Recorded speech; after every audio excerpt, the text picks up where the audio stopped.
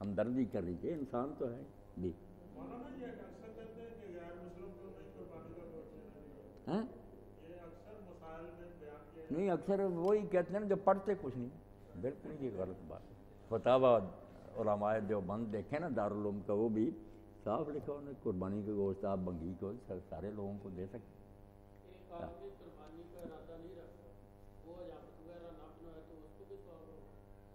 نہیں، وہ تو جیسے کہ صاحب فرماز رہے تھے نا کہ نیت جب ہو چیمہ تھا تو نیت پر ہی سب کچھ مل جاتا۔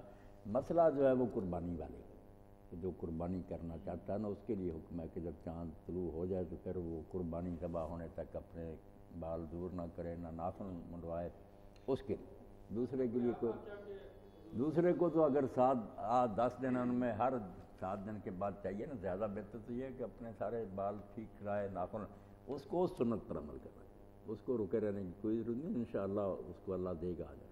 اگر چانس پہ ہو کہ ایک بندے کو پیسے آنے ہوں اور وہ اسی چانس پہ قربانی کرتا ہو، اگر پیسے آئیں گے تو قربانی کر لے، اگر نہیں آئے تو نہ کرے، اس صورت میں اس کو مطلب بال وغیرہ منڈوانا ٹھیک ہے یا نہیں؟ نہیں، جب اس کا ارادہ ہے، اس کا ارادہ ہے کہ آ جائیں پیسے تو شاید ہی آ جائیں گے، وہ تو پھر ٹکا ہی رہنا اللہ بھیج دے گا پیسے۔ نہیں، وہ نہ شک میں پڑے، انشاءاللہ مل جائیں۔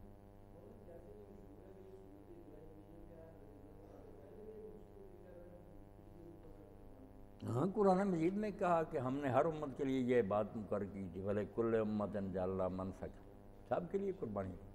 آدم علیہ السلام کے پہلے 2 بیٹوں نے کی تھی، سورہ مائدہ میں اس کا ذکر آتا ہے، ایک کی قبول ہوئی، دوسری قربانی تو ہمیشہ رہی۔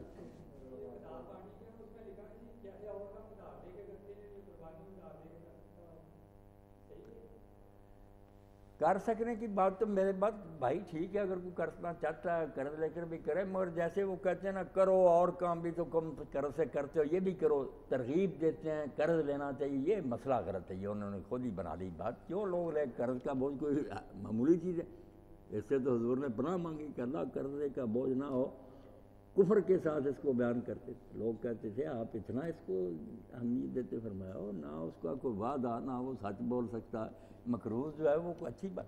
تو یہ جو کہتے ہیں نا کرو لے لے کر قرض، یہ نہیں ٹھیک ہے، ویسے اگر کوئی کر دیتا ہے تو گناہ تو کوئی نہیں۔ مولانا مختصر ذرا یہ قربانی کے مسائل بیان کر دیں جانور کے بارے میں۔ جانور کے بارے میں شفیق صاحب بات پوچھے نا، کون سی؟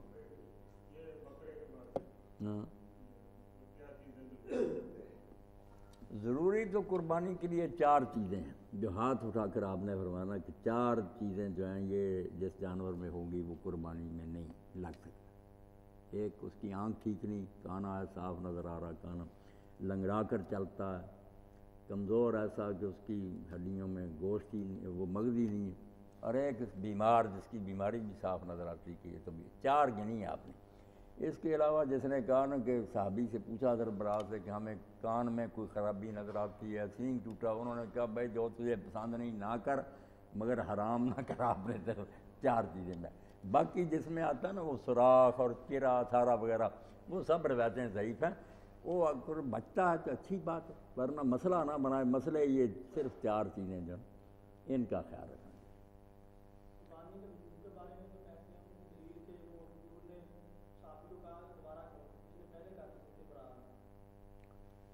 یہ مولانا عبدالرزاق صاحب کوئی دلیل نہیں وجوب کی، آپ نے دیکھا نا نفل شروع کیے، وہ واجب نہیں مگر پڑھے غلط، تو پھر کوئی دوسرا آدمی کہا کہ آپ کے یہ نہیں ہوئے دوبارہ پڑھیں، تو اس کا مطلب نہیں کہ پہلے پڑھنا ضروری تھا، جب آپ نے اپنے گلے ڈال لی کوئی چیز تو پھر کہنا نا صحیح تو کرو، وہ یہ بات یہ نہیں اس میں کہ ضرور کرو، وہ جنہوں نے کی اور غلط کی نماز سے پہلے ہی کر لی، وہ چونکہ عمل نہیں درست تھا، آپ نے کرنی ہے تو پھر نماز کے بعد کرو، کہنا ہی تھا نا انہیں۔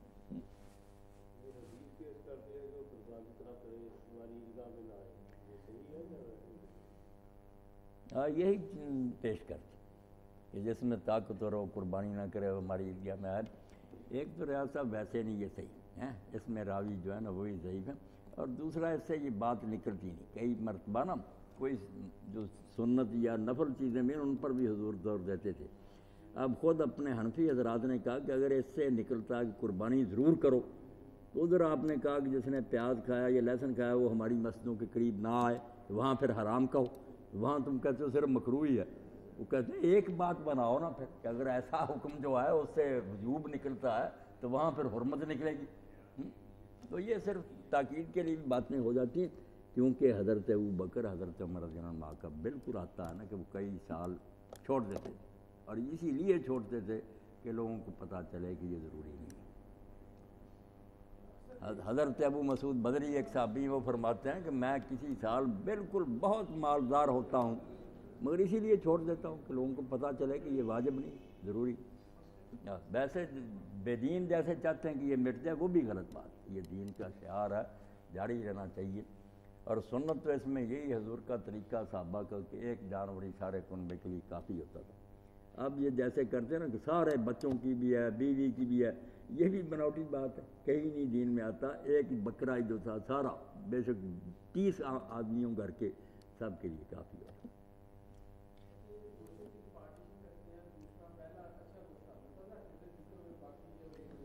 وہ تو حکیم صاحب محترم نے بیان کر دیا کہ جب نیتیں یہ ہیں کہ اچھا خود کھا لینا، غریبوں کو وہی دینا جو کھانے کو جی نہیں چاہتا، تو پھر اللہ کے حوالے وہ قربانی آپ اپنے گھر ہی رکھیں، اللہ کو تو نہیں چاہیے۔ ہونا تو چاہیے نا کہ جو اچھا ہے، اصل قربانی تو وہ ہوگی نا، جیسے قرآن کہتا ہے، اللہ پاک فرماتا ہے کہ لن تنالوا البر حتی تنفقوا مما تحبون، جو آپ کو اچھی لگتی ہے نا چیز، وہ اللہ کے راستے میں جب تک خرچ نہیں کریں گے آپ کو نیکی کا مقام حاصل نہیں ہوگا۔ کوئی ایسا قربانی والا اٹھے جو اچھا سارا گوشت دے دے اور آپ رکھ لے یہ کلیجی وغیرہ، پھر ہم مانیں گے کہ قربانی ہے۔ کہ اگر فریج میں بھر لیا سب اچھا اور مسکینوں وغیرہ کو دے دی، وہ جڑی ہے مولانا ہر آدمی واسطے صاحب نصاب میں قربانی ضروری ہے یا ایک؟ نہیں، اس کے لیے وہ مسئلے نہیں کہ نصاب والے نہ قربانی والے، وہ ان لوگوں نے آپ ہی شیشہ بنائے۔ گھر میں ایک قربانی ہو جائے نا، ابو ہریرہ رضی اللہ عنہ لائے، ان کی بیوی بچیوں نے کہا ہماری کہاں، انہوں نے کہا تمہاری بھی ہے میری بھی، سب کے لیے کہا۔ یہ تو کئی صحابہ نے بیان کیا کہ اب لوگوں نے فخر کی یہ بات بنا لی ہے کہ کئی جانور ذبح کرنے لگے، کوئی نہیں کرتا۔ آپ کے زمانے میں ایک بکری سارے گھر کی طرف سے کافی ہوتی۔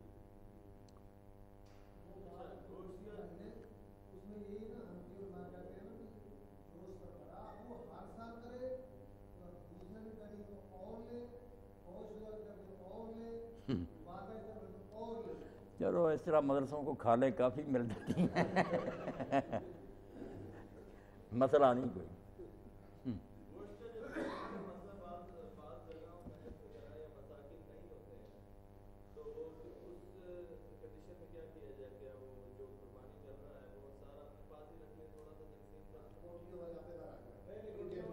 نہیں، وہ کہتے ہیں وہاں فقیر اور مسکین نہیں، فقیر مسکین نہیں، حاجت مند نہیں ہوتے۔ حاجت مندوں کے علاوہ آپ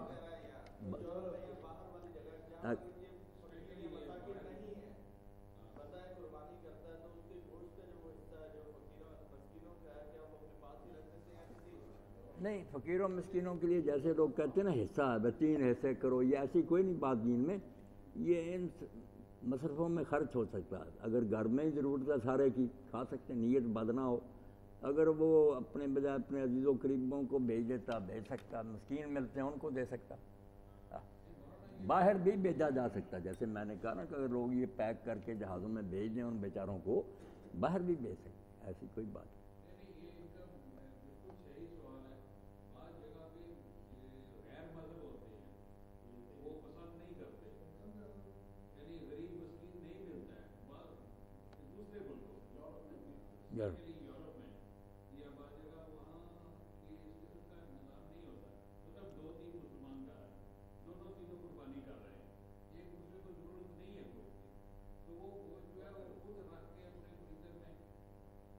رکھیں بے شک سارا سال کھائیں،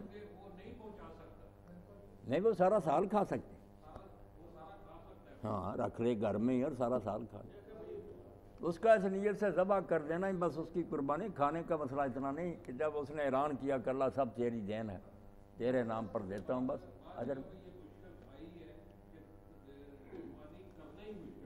نہیں کوئی پریشان ہونے کی ضرورت نہیں، سال بھر بے شک پڑا رہے۔